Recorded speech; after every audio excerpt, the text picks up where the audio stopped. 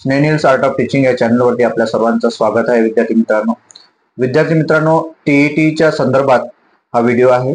TET pass कसं व्हायचं, याचं नियोजन कसं करायचं आणि टीईटी साठी पुस्तकं कोणती लागणार आहेत. कारण आपल्या विद्यार्थ्यांचा खूप मोठी गॅप पडलेली आहे. म्हणजे काही विद्यार्थी असे आहेत की 2008 ला डीएड झालेले आहेत, जे टीईटी पास नाही आहेत, परंतु 2017 मध्ये झालेली भरती आणि आता 22 मध्ये झालेली भरती हे बघून आपल्या सोबतचे जे मित्र लागलेले आहेत ते बघून त्यांचे डोळे उघडलेले आहेत आणि त्यांचा अभ्यासापासूनचा जो काही दुरावा आहे, हा एवढ्या वर्षाचा दुरावा हा कसा भरून काढायचा आणि विद्यार्थ्यांना जी असणारी होप किंवा आशा जी आहे की मी सुद्धा शिक्षक बनू इच्छितो, परंतु मी टीईटी पास कसं व्हायचं, याकरता कोणती पुस्तकं वाचायची, किती वेळ अभ्यास करायचा, यासाठीचा हा व्हिडिओ बनवतोय आपण की कोणती कोणती पुस्तके आपण वाचायला पाहिजे आणि टीईटी आणि टेटच्या संदर्भात समतुल्य पुस्तकं कोणती आहेत हे सुद्धा आपण बघणार आहोत. कोणते मार्क्स कोणत्या विषयाला किती मार्क्स असणार आहे आणि टीईटीला किती आहे त्याचं वेटेज आणि टेटला किती आहे त्याचं वेटेज, यानुसार आपण हा व्हिडिओ बनवतो आहे. विद्यार्थी मित्रांनो,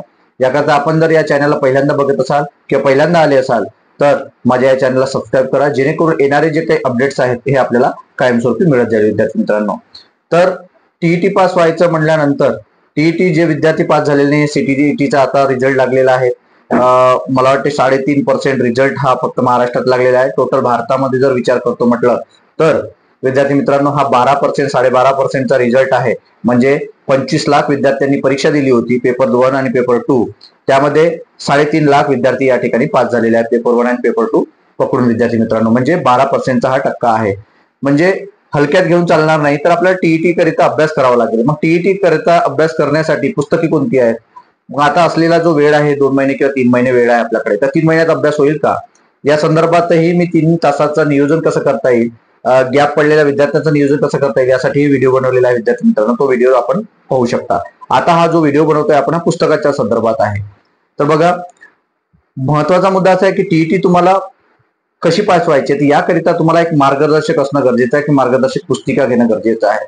मग तुम्ही म्हणाल की कोणतेही पुस्तक वाचलं चालेल का? नाही. ज्यामध्ये खरंच आपल्या करिता कमीत कमी वेळात चांगलं पुस्तक कोणतं आहे आणि त्यात सर्व जे प्रश्नपत्रिका आहेत त्या प्रश्नपत्रिका आपल्याला कुठे मिळणार आहेत, तर याचा जर विचार करतो म्हटलं विद्यार्थी मित्रांनो, तर आपल्याकडे विद्याभारतीचं जे पुस्तक आहे हे चांगलं आहे. जी प्रश्नपत्रिका विद्याभारतीचं तुम्हाला अवेलेबल विद्याभारतीचं पुस्तक मिळून जाईल. ते 140 रुपयाचं फक्त पुस्तक आहे. महा टीईटी म्हणून त्यावरती लिहिलेलं आहे बोल्ड अक्षरामध्ये, इंग्रजीमध्ये. ते पुस्तक तुम्ही घेऊ इच्छिता आणि घेऊ सुद्धा शकता. विद्यार्थी मित्रांनो, हे जर पुस्तक घेतलं म्हणजे टीईटी पास झालं का, असं नाही.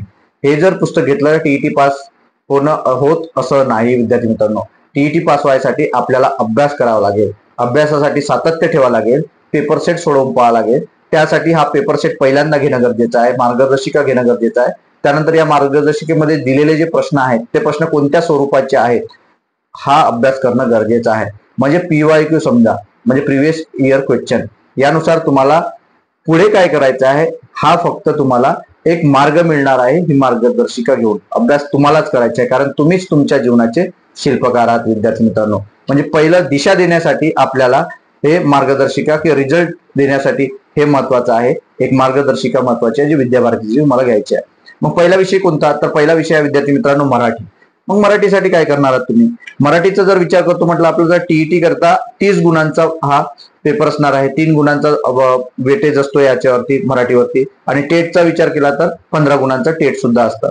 मग या दोन्ही पेपरला, टीईटीला आणि टेटला पण मराठी असणार आहे.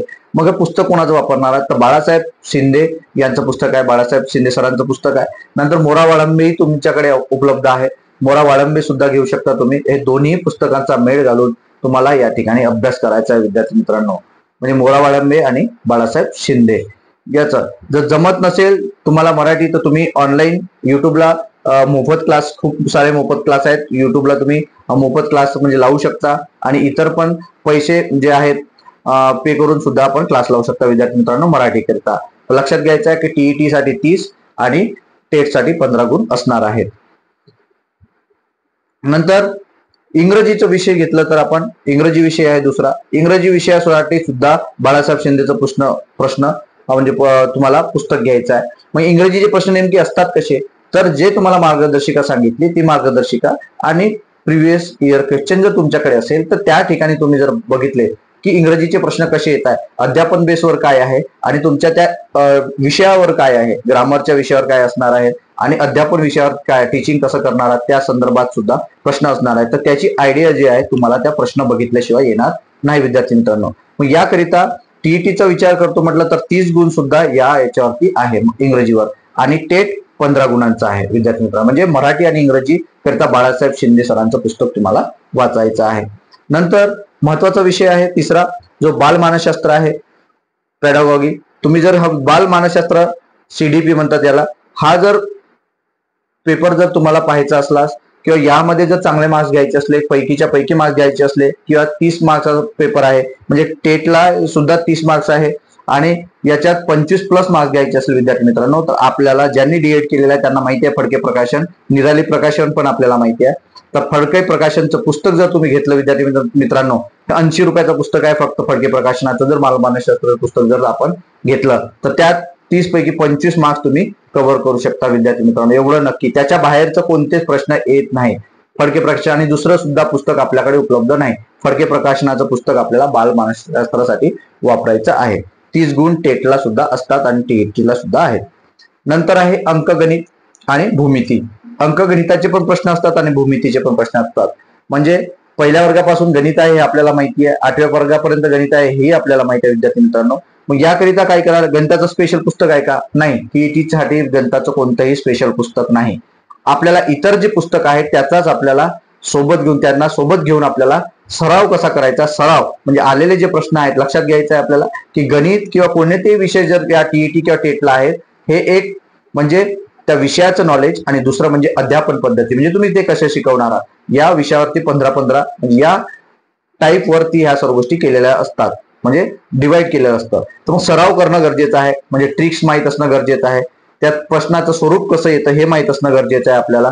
मग याकरिता प्रश्नपत्रिका ज्या आहेत PYQ हे तुम्हाला चाळावं लागेल की कोणत्या टाईपचे प्रश्न येतात. म्हणजे जी मार्गदर्शक आहे आपली त्या मार्गदर्शिकानुसारच आपल्याला अभ्यास करायचा आहे. PYQ आहेत, PYQ नुसारच आपल्याला अभ्यास करायचा, म्हणजे तुम्हाला समजेल, दिशा मिळेल की हे प्रश्न गणिताची येतात कशी, आपल्याला उत्तर कसं काढायचं आहे यानुसार आपल्याला अभ्यास करायचा आहे. मग साध्यात साधं जर तुम्ही अंकगणिताचं जर पुस्तक पाहतो म्हटलं तर चांगलं पुस्तक कोणतं आहे, तर पंडितनाथ राणे सरांचं तुम्ही पुस्तक घेऊ शकता, सतीश वचस सरांचं पुस्तक सुद्धा घेऊ शकता आणि बुद्धिमत्ता आणि इतर विषयाचा जर विचार करतो म्हटलं आपण तर सचिन ढवळे सरांचं पुस्तक, या 3 पैकी कोणतं तरी तुम्ही पुस्तक वापरू शकता. पण पंडितनाथ राणे सरांचं पुस्तक तुम्ही चांगलं आहे ते तुम्ही वापरू शकता विद्यार्थी मित्रांनो. पण टेटला सुद्धा याचे 30 गुण आहेत, म्हणजे अंकगणित भूमितीचा जर विचार करतो म्हटलं तर 30 गुण टेटला सुद्धा आहे आणि टीईटीला सुद्धा आहे. म्हणजे जे तुम्ही पुस्तकं घेणार आहात विद्यार्थी मित्रांनो, हे फक्त टीईटी पास केल्यानंतरच तुम्ही नोकरी लागणार नाही, ते पास झाले तरी नोकरी लागणार नाही, पण टेटचा सुद्धा आपल्याला अभ्यास करायचा आहे. म्हणजे हीच पुस्तकं तुम्हाला टेटसाठी सुद्धा कामात येणार आहेत, वाया जाणार नाहीत विद्यार्थी मित्रांनो. नंतर EVS शारीरिक म्हणजे सामाजिक शास्त्र आणि विज्ञानसाठी आपण सांगू इच्छितो विद्यार्थी मित्रांनो. तर EVS साठी काय करणार तुम्ही, EVS साठी पुस्तक नाहीये स्पेशल, नंतर सामाजिक शास्त्रांसाठी ही पुस्तक नाहीये आणि विज्ञानासाठी पण स्पेशल पुस्तक नाहीये. पण आपण काय करणार आहात, तर आपल्याला माहिती आहे की परिसर अभ्यास म्हणजेच एक सामाजिक शास्त्र किंवा विज्ञानाचं पुस्तक आहे जे 3ऱ्या वर्गापासून सुरू होतं. मग 3ऱ्या वर्गापासूनचे जे काही पाठ्यपुस्तक आहेत जे विद्यार्थ्यांकडे आहेत ते सर्व सामाजिक शास्त्रांची पुस्तके, म्हणजे पेपर भाग 1 भाग 2 जे असतात विद्यार्थ्यांची, त्या ठिकाणी तुम्हाला माहिती आहे आधीच्या जे पुस्तक आहेत त्या पुस्तकांमध्ये वेगवेगळे व्हायचं, आता ते एकत्रच विषय करून त्यांचं दिलेलं आहे. तर ते तुम्हाला वाचायचे जे पाठ्यपुस्तक आहे तुम्हाला वाचायचं आहे विद्यार्थी मित्रांनो, त्याच्याशिवाय दुसरा पर्याय नाही. कारण कोणतेही वेळेत हे पुस्तकं बनलेली नाही आहेत आणि स्पेशली पुस्तकं या ठिकाणी समाजशास्त्र किंवा विज्ञानाची पुस्तकं अशी बनलेली नाही आहेत. तर तुम्हाला इतिहास, भूगोल, जे काही संगणक, अर्थशास्त्राचे पण प्रश्न टाकलेले आहेत, यानुसार हा तुम्हाला सर्व जो अभ्यास आहे EVS समाजशास्त्र आणि विज्ञानाचा, हा शालेय पाठ्यपुस्तकाची जे काही मिळतात आपल्याकडे शालेय पाठ्यपुस्तक ते मोफत मिळतात. आपण आपल्या भावाची पुस्तक वाचू शकता, बहिणीची पुस्तक हे करू शकता. गावात जर जिल्हा परिषद शाळा असतील त्यांना शिक्षकांना तुम्ही हे पुस्तक मागू शकतात की सर पुस्तक मागा, 1-2 दिवसात तुमचं हे वाचून होतं, त्यानुसार नोट्स काढा, मार्किंग करा. यानुसार तुम्हाला पाठ्यपुस्तकं जर तुम्ही वाचलीत तर यातून सामाजिक शास्त्राचा तुमचा पूर्ण अभ्यास होणार आहे. 8वी पर्यंत 10वी पर्यंतची पुस्तकं सामाजिक शास्त्राची तुम्हाला वाचायची आहेत. नंतर विज्ञानाची पण पुस्तकं 5वी वर्गापासून तुम्हाला विज्ञानाची पण पुस्तकं विद्यार्थी मित्रांनो वाचायची आहे.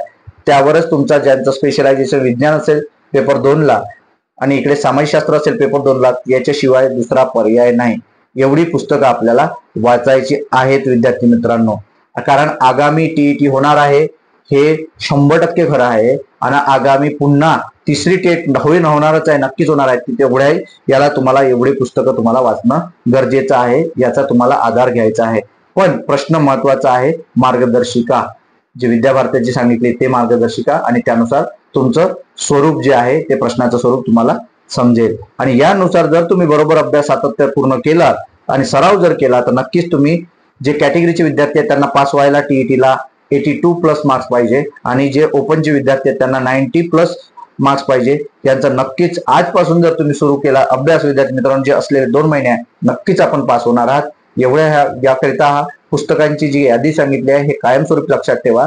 इतर मित्र असतील टीईटीच्या संदर्भातील त्यांना सर्वांना हा व्हिडिओ शेअर करा, कारण येणारा काळ हा शिक्षकांकरिताचा सुवर्ण काळ असणार आहे. फक्त आपण टीईटी पास होऊन असणं आणि कंटिन्युटी सातत्य अभ्यासात ठेवणं, अभ्यासामध्ये नक्कीच आपण महाराष्ट्र शासनाच्या शिक्षण विभागामध्ये रुजू व्हाल ही आशा व्यक्त करतो विद्यार्थी मित्रांनो. आणि आजपासूनच अभ्यासाला लागा, हे पुस्तकं घेऊन या आणि सुरुवात करा. लायब्ररी जॉईन करा. जॉबचा वेळ आहे त्याला सोडून द्या, कारण 3,000-2,000 रुपयापेक्षा हे जे सातत्यपूर्ण काम जर आपण केलं तर नक्कीच तुम्हाला यश मिळणार आहे. परंतु अभ्यास जर तुम्ही पार्ट टाइम करत असाल विद्यार्थी मित्रांनो, तर यश हे तुमच्या जवळ नसेल तर ते दूर दूर जाणार आहे, हे लक्षात ठेवा. आणि आपल्या जवळचा विद्यार्थी जो काही मित्र असेल आणि तो सातत्यपूर्ण अभ्यास करत असेल तर नक्कीच तो या परीक्षेमध्ये सुद्धा 17 नंतर ही 22ची आणि 22 नंतर आता येणारे जी काही असणार आहे 25 किंवा 26ची जी काही असणार आहे भरती, यामध्ये तुम्ही विद्यार्थी मित्रांनो नक्कीच लागाल एक आशा व्यक्त करतो. माझ्या या चॅनलला